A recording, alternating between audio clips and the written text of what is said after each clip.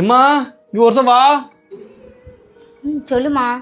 ஏடி சம்பளம் ஏறிச்சிட்டி, யார் யாருக்கு எவ்வளோ கொடுக்கணும்னு சொன்னால் எல்லாத்தையுமே கொடுத்துடலாம். அப்படியா? சரி ஒரு நிமிஷம் இருங்க, நான் பார்த்து சொல்கிறேன். அம்மா மகேஷ்க்கு ஒரு 3000.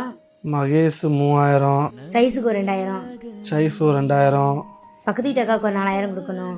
பக்கத்து வீட்டு அக்காவுக்கு ஒரு 4000. அப்புறம் ரமணிக்கு ஒரு 1500 கொடுக்கணும். ரமணிக்கு ஒரு 1800. மாரிமுத்துக்கு ஒரு 4000 கொடுக்கணும். அவ்வளோதாம்மா.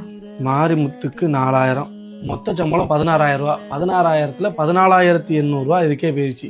இது 1200 ரூபா இருக்குது. அதை உன் அக்கௌண்ட்டுக்கு மாற்றி விடுதேன். யாருக்கு கொடுக்கணும் இல்லை ஏதாவது ஒரு தேவைப்பட்டதுன்னா யூஸ் பண்ணிக்கோ. சரிம்மா. சோப்பா, யார் யார் கொடுக்கணுமோ எல்லாத்தையும் கொடுத்தாச்சு. இப்போ கொஞ்சம் நிம்மதியாக இருக்கலாம். 1 week later. அம்மா வீட்டு வாடகை கட்டணும், ஒரு 4000 ரூபா வேணும். அப்படியா? சரி ரைட், இரு நான் ரெடி பண்ணி தரேன். அம்மா அடுத்தடுத்து 2 குழு கட்டணும், ஒரு 6000 ரூபாய் வேணும். ரெடி பண்ணி தரேன். அம்மா கடைப்பாக்கியும் கரண்ட் பில்லு ஒரு 3000 வேணும். சரி ரெடி பண்ணி தரேன். அம்மா நாளைக்கு வட்டி கட்டணும், அதுக்கு ஒரு 2000 ரூபாய் வேணும். எதுக்கு போய் அப்படி பார்க்க?